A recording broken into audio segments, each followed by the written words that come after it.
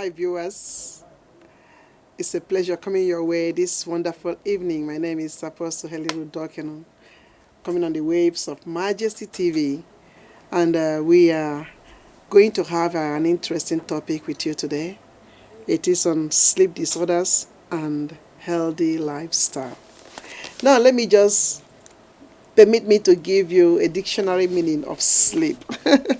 It's a sleep, as defined by Oxford Free Dictionary, is a natural periodic state of rest for the mind and body in which the eyes usually close and consciousness is completely or partially lost, so that there is a decrease in bodily movement and responsiveness to external stimuli. So it is a resting state in which the body is not active and the mind is unconscious. So sleep is very, very, very good, and sometimes people sleep too much and sometimes others don't even sleep. So today in this broadcast, we are having a sleep expert. Actually, we've waited for this day, and it took us really long time for us to reach here. So, wherever you are, remember you can tune in and listen on www.majestytv.org, and you can also give us a call on 02033 74160 to discuss with the sleep expert himself. So, our guests today are Miss Laura Belmont. Yeah, thank you. Laura, welcome to Majesty TV. Thank you. And we also have Dr. Ed Bren. Ed de Bruin, yes, that's me. Dr. Ed is a somnologist. A somnologist. Yes. Welcome to Majesty TV. Thank you. Aha. So we are going to give you at least some few minutes to tell us exactly who you are and what you are doing. Is that okay? Yes. Go on, honey. Okay. Well, I'm Laura, and I studied health sciences. And I finished my studies 1.5 years ago, and I have worked in the Amsterdam Medical Center for a short time. And now I just started my research project on sleep behavior to stimulate healthy sleep behavior among children at the VU Medical Center and the GGD. And that's why I'm here together with Ed to talk about sleep. All right. Thank you, Laura. Thank you so much. So you are just a specialist with the kids, or what? Yes, I'm going to specialize in developing an intervention among children, primary school children in Amsterdam. But I just started in June this year, so I'm just getting to know. So your target group are children? Yes. Oh, that's lovely. So if you are a parent and you are watching this broadcast, please remember, Laura will soon develop an intervention for their sleep disorder, is that? For healthy sleep behavior. Wow, that's good. All right, Dr. Ed, please, can you tell us a little bit of who you are and your profession as a cosmologist? As a somnologist, Somnologist, yes. It's a new, it's a little strange. Somnologist, yes, it's too difficult term, for me to pronounce. Yeah. Well, I have a background in psychology. I'm an organizational psychologist and I'm a neuropsychologist. Mm-hmm. More recently, neuropsychology. And neuropsychology is a science that studies the connection between behavior and the brain. Okay. So anything that happens to the brain and the effect it has on behavior. For instance, if somebody has a concussion or severe trauma to the head, what happens to behavior? Yeah. And since a lot of behavior is determined by the central nervous system, by the brain and by the whole system that we have, psychology deals also with, for instance, sleep, which is also for a large part determined by, some physical central nervous system brain functions. Yeah. So I specialized in sleep, and what sleep can do for us, how it can work for us, how it develops, what constitutes healthy sleep, but also what constitutes sleep problems. Because it's the strange thing with sleep is, and that's also my fascination, is that we all think it goes naturally, right? I mean, everybody just falls asleep, and if nothing different is happening, you just fall asleep and you take it for granted. Okay. Right? Yes, it's true. It's true. But once problems happen, you start to think about what makes healthy sleep. And if you look at sleep, it's very strange. In any kind of situation, if you look at sleep, it's a person, without consciousness, or at least different kind of consciousness, right? I mean, maybe dreaming, but usually people don't remember much from what happens while they're sleeping. Yeah, it's true. And you cannot talk to them because they don't respond, so they're out. It looks like they're unconscious.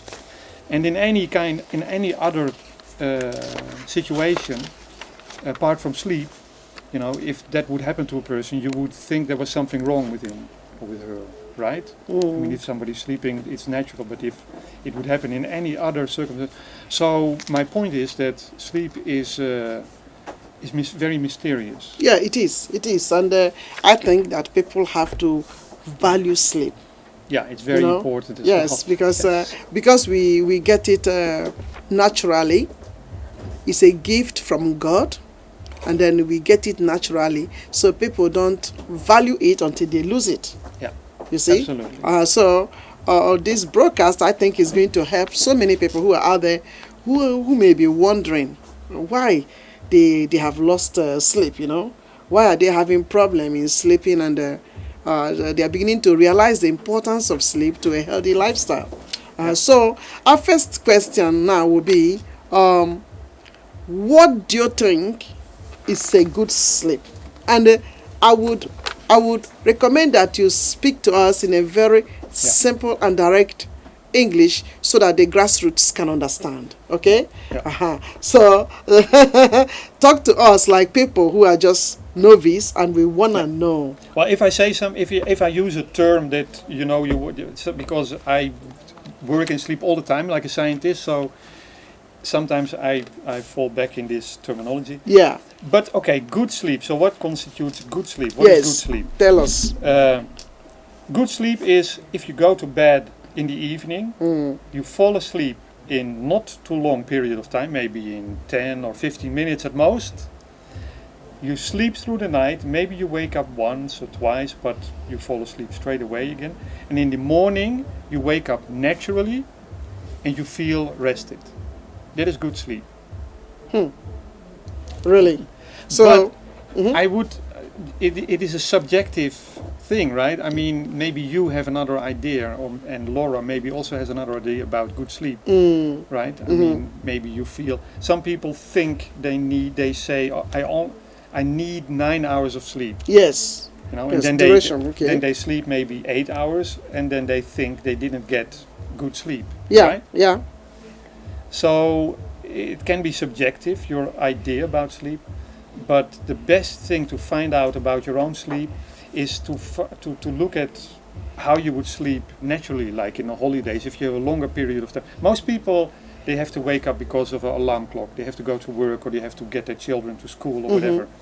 So they go to bed late, and then they wake up, with an alarm clock, and they might get less sleep than they want.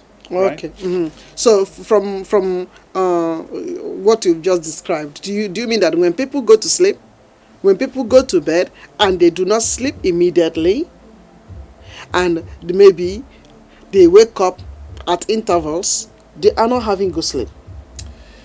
Possibly, yes. What you're describing, if that is in a very severe way, if you lie awake a long time before you fall asleep. Yes. And you are tired, you feel like you would like to sleep at that moment. You go to bed and you're unable to sleep because there's thoughts running in your head, and then finally you fall asleep, but then you wake up early in the morning and you cannot sleep anymore. That's what we call insomnia, sleeplessness. Yes. You know, and that's not. That's definitely not. People are not happy with that kind of. You know, and they people that experience that, they can become irritated, moody. They can concentrate less well. They can even become physically ill. There are several things that we know that, you know, of a longer period of bad sleep especially. But that would be not so very good for you, that kind of sleep. No. So are you saying here that there are people who just go to bed and they sleep immediately? Is that what Yes. you are saying to us as an expert? They do exist, yes. Really? Yes. The moment they go to bed, they just sleep. Yeah, they fall asleep. How? straight away. How? Yeah. Maybe because it can happen for kids, it can happen for maybe young adults, but I don't think when a matured person like me, that I have so many things bugging my mind, and then I will just go to bed and then sleep. Yeah, that's Maybe the it's point. also because people are really busy, and even at late in the night, people are busy checking their emails, doing the dishes, and then before they're going to bed, they didn't take this time to To relax and to yeah. and to let go of the whole day, Yeah. you know. And then at night, that's the whole point. If you're so Let busy go. Yes. and you have worries, then at night you wake up, and then it's not a good time to think about your worries. Yeah, at exactly, night, right? I exactly. mean, because you can get actually, you know, like what they call, you know, like panic, a sort of panic feeling about panicky feeling about your worries. Mhm. So if you have that kind of problems, it's definitely a good idea to do some relaxation exercise and to stop, you know, looking your emails and worrying about things before you go to sleep. So do some relaxation exercise before you go to sleep, you know, and maybe if you have a lot of worries, maybe you need to, you know, do something about your worries in a constructive way. That's important, absolutely. Mhm. Yeah. Wow, this is surprising. And so, how long are we supposed to sleep in a day? It's a good question. On average, it's a difficult question also, but on average, for a normal sleeper, it would be about 7.5 to 8 hours if you're an adult. So adult people, so above, let's say 21, maybe a little later even, young adults could still have like 8.5 hours, 8.5 hours. But when you're an adult, it's 7.5 to 8 hours. Yeah, but there is a big difference between people. Some people need more, and some people need less. And it could be between 6 and 9 hours, 6 and 9.5 hours. But if you sleep more than 9.5 hours, it would be surprising. And if you sleep less than 6 on a long-term basis, it's not healthy for you. Some people think they need less than 6 hours and they brag about it. They say, oh, I need less than 6 hours. But we know from research that's not good for your health. And for children? For children is more, right? Yeah, children need more. Like babies, they sleep about 16 to 18 hours. Then it gradually declines until 12 hours around 5 years of age. And then you have the children, school-age children. They need between 10 and 11 hours. And then adolescents, about 9 hours up till 9.5 hours up till early adulthood. Then it declines. And older people, they sleep less, but they also the content of their sleep changes. So the type of sleep, because we have different kinds of sleep. Oh. It's not just sleep or no sleep, but we have different kinds of sleep, and they're very important. Yeah. So, for those who are elderly, how many hours are they supposed to sleep? Because sometimes, when my father was alive, because he died last year, so he was telling me he could not sleep, you know. So I don't really sleep, and then I have a friend at this moment who called me last week and told me her mother can't sleep. Mm. You know, do you know what I can do? Do you know any doctor that can recommend something for my mom? Because my mom cannot sleep. So at what age do people begin to lose the habit of sleeping? It becomes noticeably different or less after 50 years of age. After 50 years. Yeah. Why? Because our brains and our whole body changes. Also our what we call our cognitive functioning, which is memory, calculating things, concentration, all those things, they change, and also sleep changes. Sleep changes all the time during the whole period of life, but it becomes less and less deep also, sleep that we have after 50 years of age. And it's normal for an elderly person of, let's say, 65 or 70 years old, or 75 years old, to sleep less and sleep less deep also, and sometimes wake up during the night. So there's not to worry about that. That's definitely a point. Some people worry about it. They think they need to sleep the same way as they did when they were 25. Yeah, exactly. Right? Exactly. But it's not the case. They sleep less. They sleep maybe 6 hours at most. Maybe they sleep a little during the day. But one of the things is that once it goes down, when you start to sleep a little less, you might feel the wish to sleep more or more sound, more deeper. And then you may feel a little worried and also be a little sleepy during the day. And what some people do is they take naps. Yeah. Especially elderly people take naps. And what happens is if you take naps, is your sleep drive, the push of your body to fall asleep because you have stayed awake for a long time, goes down because you take a little short nap. And then the sleep becomes less deep and less strong once you want to sleep at night. And so what can happen is that you actually perpetuate the problem. You keep it in place because you sleep bad at night, so you take a nap, but the nap makes you less sleepy, so you sleep bad at night, so you take a longer nap. You see, so what we always recommend, especially for people younger age who have this problem with sleeping, is not to take naps. So how will they hold themselves then? They will. Their sleep drive will push. The drive of the body to fall asleep. Yeah. So then they will fall asleep better in the night. So they go to bed at 11 o'clock, for instance. Okay. Right? Yeah. And then they have trouble falling asleep until, let's say, 1 o'clock. Somebody of, let's say, 35 years old. Yeah. Right? Yeah. 35 years old, has been working at a computer, has a stressy job, has children, is running around. Yes. So they go to bed at 11 o'clock, is tired, but cannot fall asleep until 12:30 or 1 o'clock. Yes. And finally falls asleep, wakes up at 6 o'clock, 5:30, 6 o'clock. Cannot fall asleep anymore, but gets up at 7 o'clock. Feels groggy. Then, let's say this is a mother of young children, all right? So she stays at home, or she has a part-time job, and then comes at home, let's say at 3 o'clock after part-time job, and takes a little nap in the afternoon.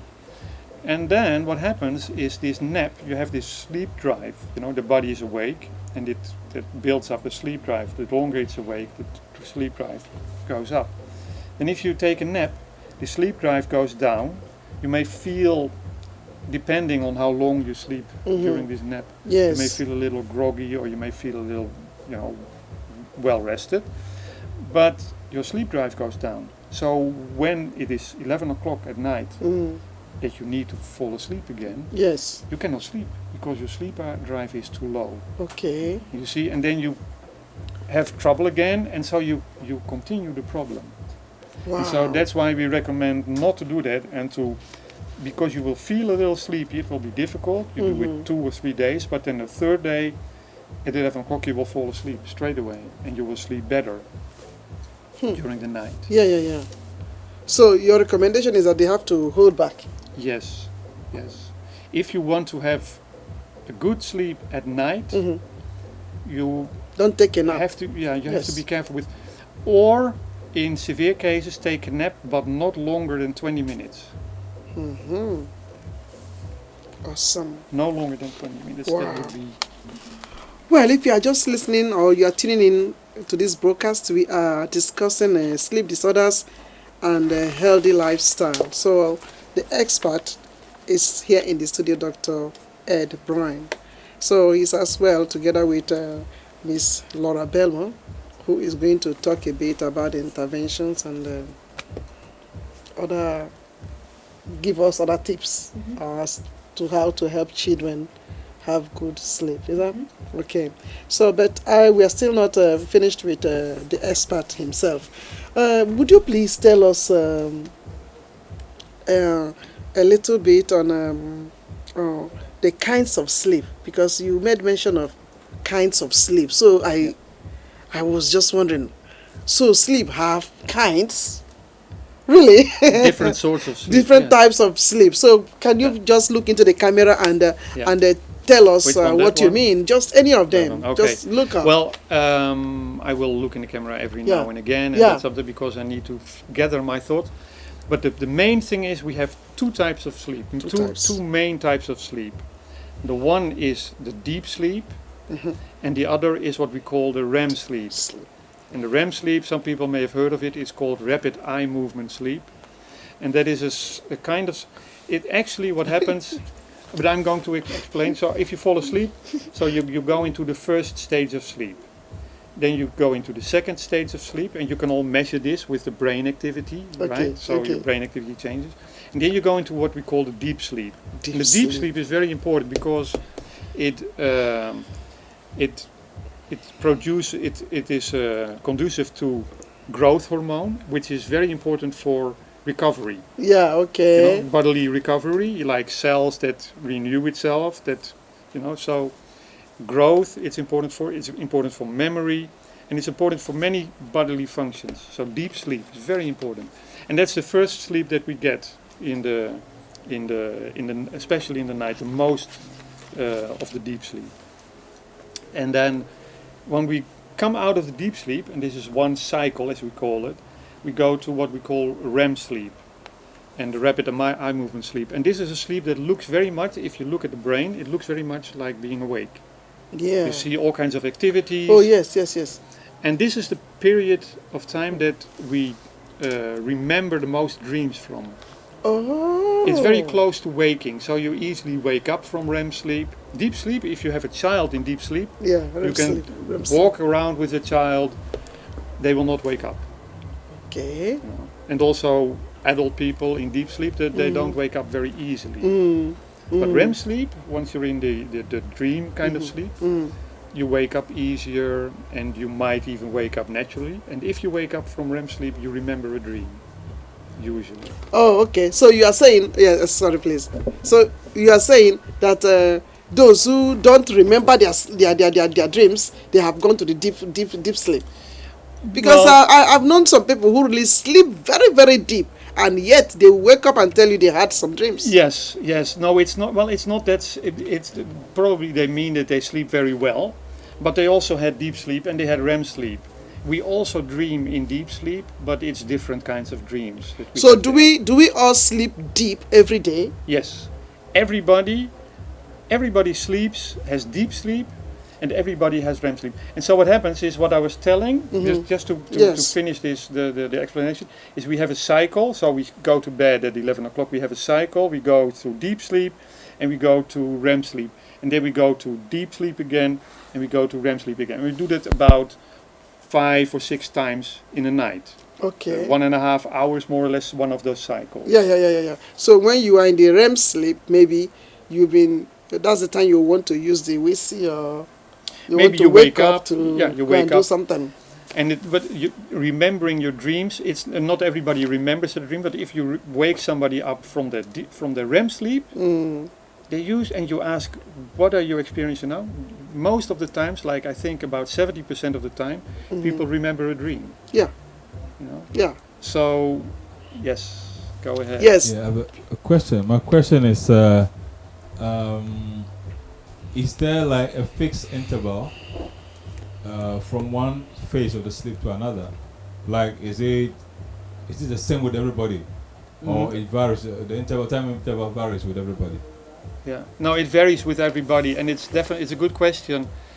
And those I was telling about is, you go 1, 2, and then to deep sleep, 3 and 4, as we call it, and then to REM, right? So you deep sleep, and then to REM, and then you go to deep sleep again.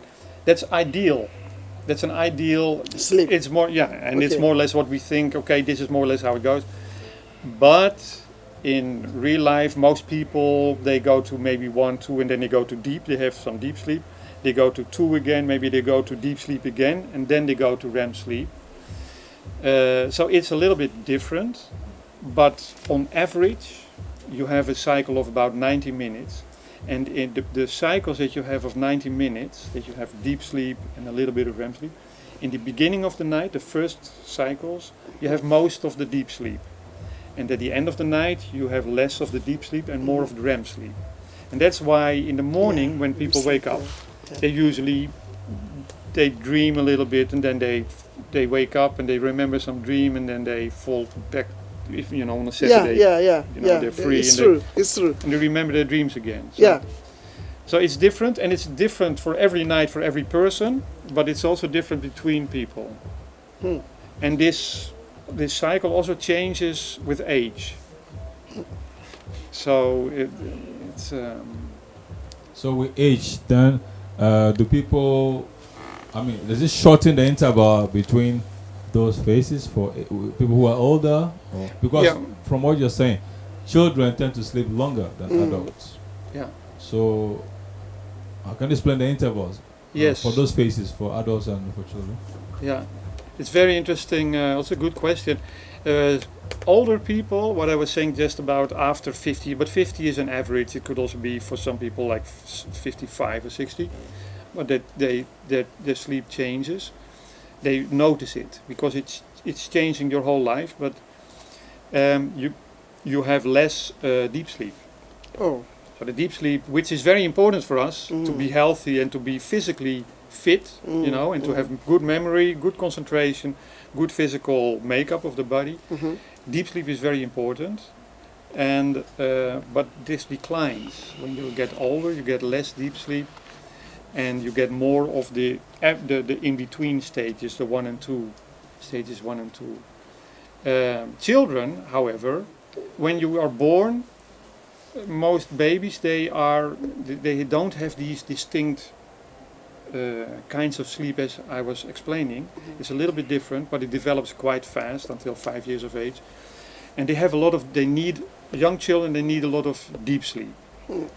But when a baby is just born, they usually have most REM sleep. Yeah. What we see Babies. as REM, babies.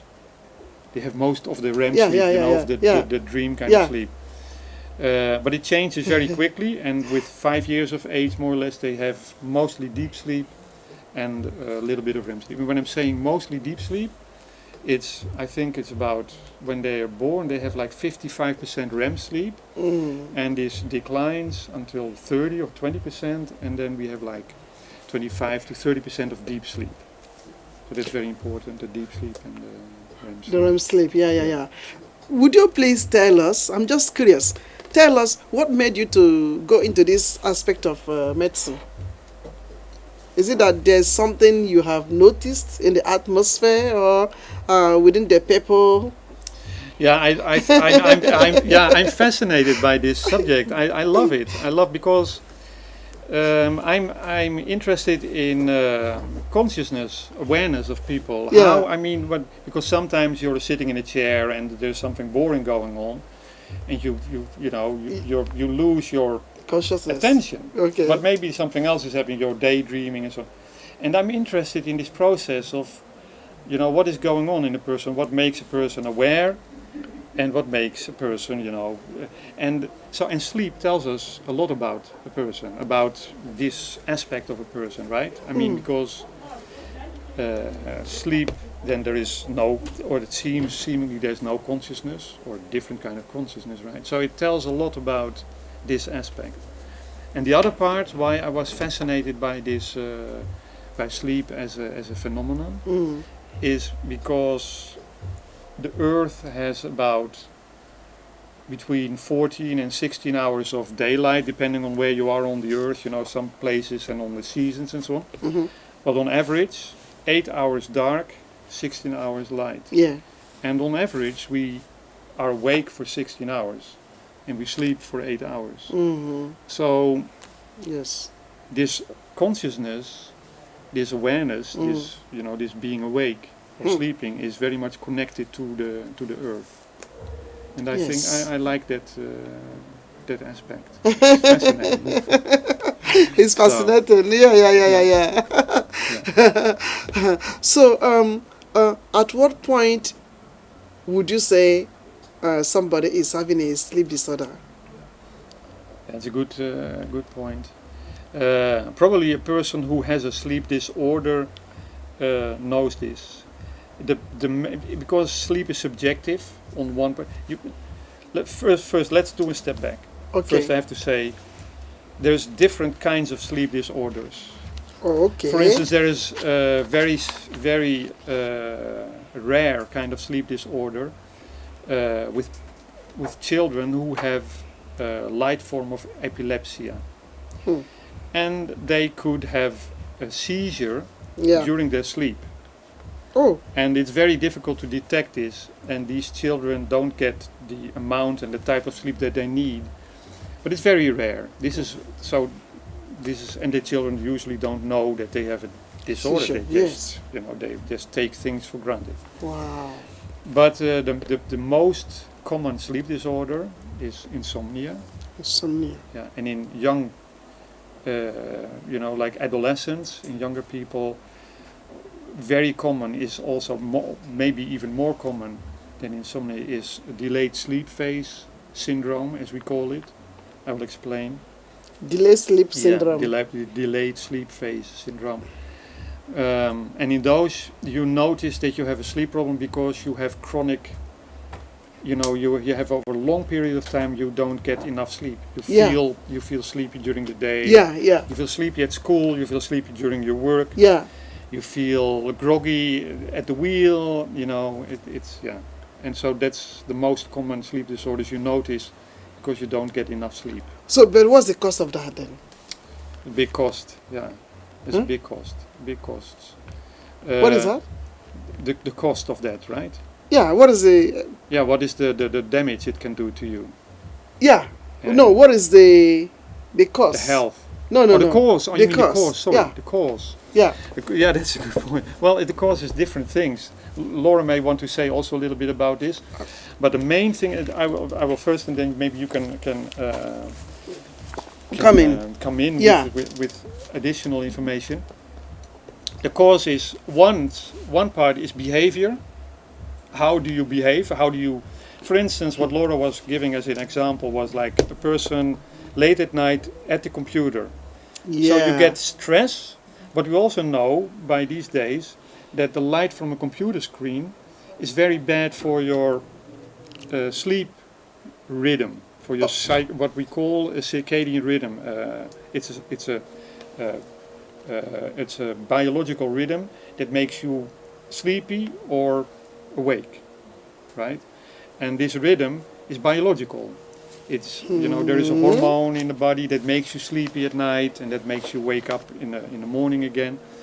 So on the one hand it is your behavior, how you behave, and on the other hand there is all kinds of biological things that can interfere with your sleep, with good sleep. Yeah. So can you please explain a little bit? What do you mean by your behavior? Is it like, what do you mean by that? Your behavior can affect your sleep. How? Yeah, that's a good point. I already mentioned one. Being at the computer late at night. Yeah. We know that this biological rhythm that I was talking about, right? That makes you sleepy or awake. That is determined for a large part by light. So light from outside is very important to keep your biological rhythm right at the place where you want it. But if you go watch a movie or you look at a computer screen, especially the blue light from a computer screen, it's very bad for this biological rhythm. It straight away decreases this biological drive to sleep. And a lot of people nowadays have smartphones, for Yeah. example, Yeah. and they use them as their Sleep. alarm clock in the morning. So Yes. they have them next to their bed. Exactly. Before they go to sleep, they are going to check their messages. Everything. And, not only the light, but also the feelings they get when they get messages. They get adrenaline, and therefore they also stay awake. And not only the light, but then there are two things keeping them awake: the messages and the lights. Yes, exactly. Yeah. Exactly. And they will wake up during the night maybe and think about, have panicky ideas about this message that they have. Oh, I have to do this tomorrow and I have to do that tomorrow. So yeah, so it's behavior on one hand, and it has a direct effect on biology. Yeah, you can even check your email on your phone, so you can maybe you should do it the next morning when you're at work, but maybe you think, oh well, I can check it before I go to Yeah, bed. but many people have become so addicted to this whole smartphone syndrome, that, like myself, I even put it just next to my bed, Yes. I just put it, and at 11 o'clock I'm still browsing through. I want to just catch up. 1 o'clock, 2 o'clock, I want to catch up to see whether I have to, give some responses to my emails and all of those things. And then, you see that you are just agitated. Yeah. So at the end, I can't find myself sleeping. I see that I'm just losing something, I think it is a very bad habit. Yeah. So because, but at the same time, if you take your phone and you put it outside your bedroom, you are thinking you are losing something too. Yeah. So yeah, then, what must be the best thing for us to do in this time of this digital world? What must we do now? I think it's good if you allow yourself like maybe half an hour before you go to sleep, then stop checking your messages and just take some resting time, and maybe even longer than 30 minutes. I think it depends on how much you need to get relaxed. Wow. And then before you go to bed, maybe only set your alarm clock and then just go to sleep. And you don't have to check your messages anymore, because a lot of people are sleeping as well, so you probably don't get a response either. Or you're keeping someone else awake. Yeah. I tend to be a little bit more severe, to be honest. Yes. Laura is very gentle to people. Yeah, exactly. I say, put the smartphone out of the bedroom. Yes. Just take an alarm clock. Put your alarm, and it's automatic. And she says 30 minutes. If you need to do something to improve your sleep, you probably have a little bit of a problem with your sleep. And then I recommend 2 hours before you go to bed to sleep. Yeah. Don't be at your computer and stop watching those messages. Read a book or talk to your housemates and so on. I'm saying 2 hours in the hope that people will do, like maybe 1 hour or whatever. Because if you say half an hour, they will do 15 minutes. And because why we are discussing this is because, my profession as a reverend minister, I see many people. And then they come with their problems. And then I give ear because I must listen to them because they are in my church. So when they come and they are telling you, oh, Reverend, I couldn't sleep last night and I don't know what's happening to me. It has happened for the past 1 week. Myself also, I'm just absorbed with their difficulties and then with their problems and then thinking, oh, where are we going to get solution to this? Yeah. Okay? Also, being a media producer as well, I'm in touch with so many people. So this issue of sleep may not be for me, but it's for several thousands of people who are going to listen to this broadcast or who are already listening to this broadcast. So we want to know the consequences of not having a good sleep and how is it affecting us having a healthy lifestyle. Yeah. Because if some of these things are coming to focus, coming to focus, and people begin to know that this is what is like what Laura just said. Now you also, Dr. Ed, you made mention of the smartphones, how they are affecting us now. We didn't know before. So I believe somebody is out there, that person may be listening and that person will understand, oh, my smartphone I'm keeping next to my bed is affecting me. So what must be done? What are the consequences when people don't have enough sleep? What are the consequences? Yeah, the consequences. It's just one. I just want to put one more addition to this. The cause of those sleep. We had about the smartphone, etc. But there's many more. Tell us more then. Okay, so and I give you one more. Some people think that if you do like sports in the evening, you're nicely you come home and you're nicely tired. Yeah, right? and you rest. Yes, yes, but I know it's that. not true, because there's a difference between being physically tired and being sleepy. It's different. Your body, the whole body makeup is different. And for sleep, sports makes up a lot of hormones in the body. I think also adrenaline, and this will, and also the body temperature rises, and this will keep you awake. And some people are very sensitive to this, and they get trouble sleeping. So if you do sports before you go to sleep and then you notice that during the night you sleep less, maybe you would want to try to change this habit, right? And do sports in the morning and, don't do sports in the evening. Really? What about taking a walk?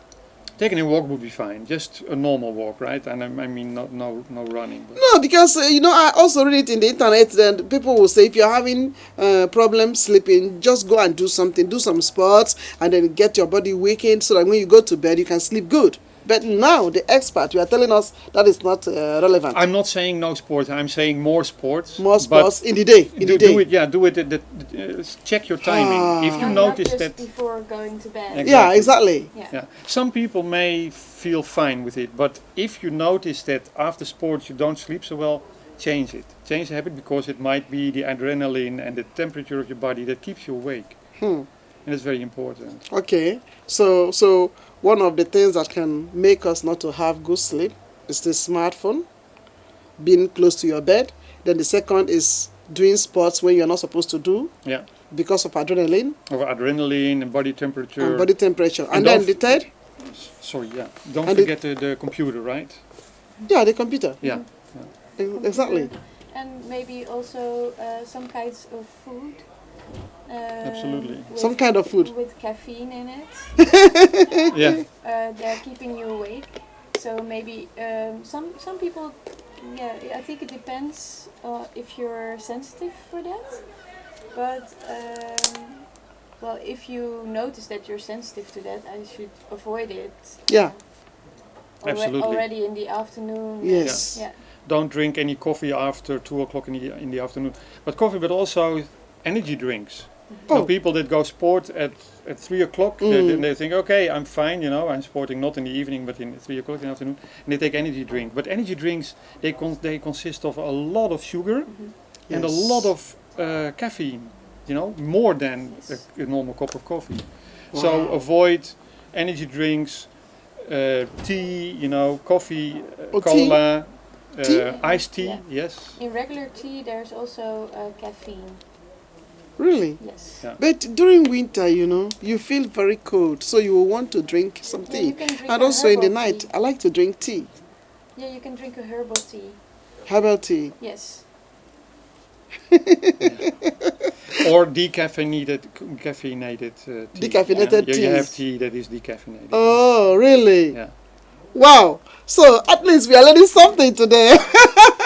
So if you're out there listening to this broadcast, remember we are discussing on sleep disorderliness and your healthy lifestyle. So we've heard from the experts that you should not be taking tea that is highly concentrated. Is that?